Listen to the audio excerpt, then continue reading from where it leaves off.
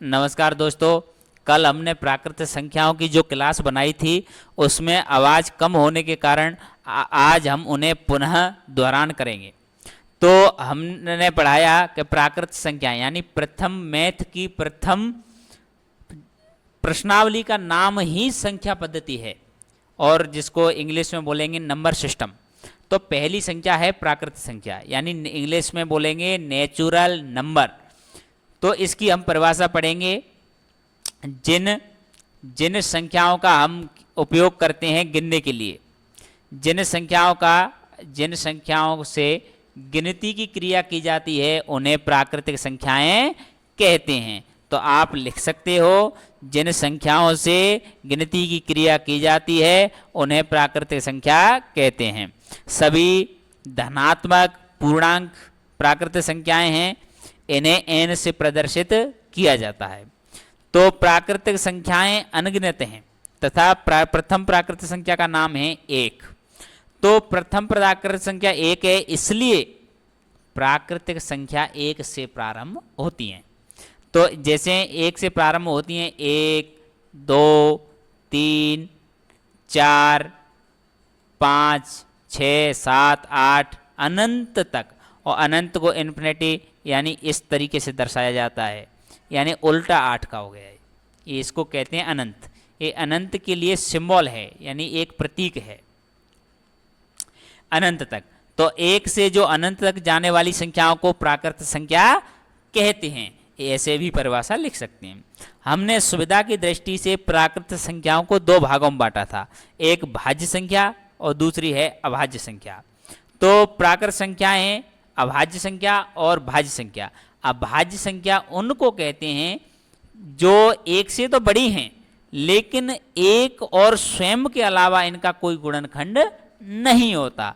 इसलिए इनकी परिभाषा पढ़ेंगे कि अभाज्य संख्याओं की कि एक से बड़ी ऐसी प्राकृतिक संख्याएं जिनका स्वयं और एक के अलावा कोई गुणनखंड नहीं होता है तो उनको कहेंगे अभाज्य संख्याएं। तो एक अभाज्य संख्या नहीं है।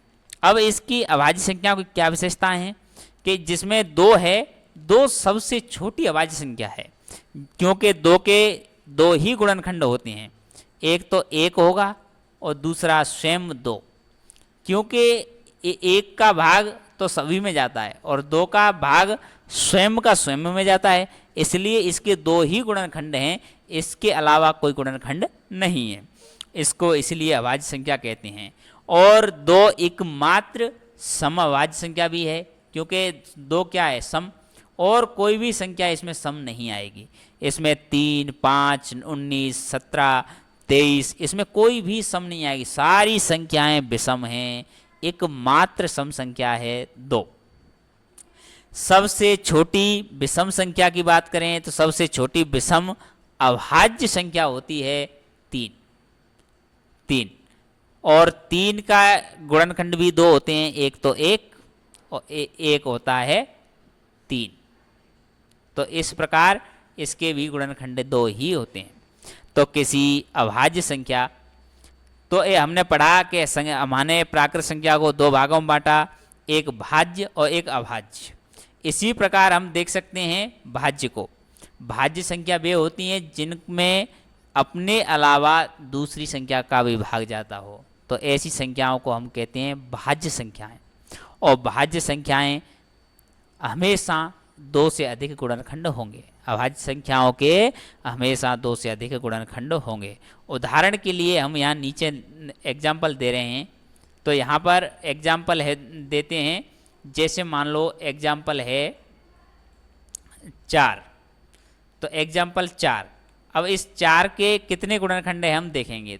तो देखो 4 के हम गुणनखंड देख रहे हैं, तो 4 में 1 का भाग जाता है और 2 का भाग जाता है और 4 का भाग जाता है। तो इसके गुणनखंड हुए 1, 2, 3, यानी इनके गुणनखंड कितने हैं बताओ, 3।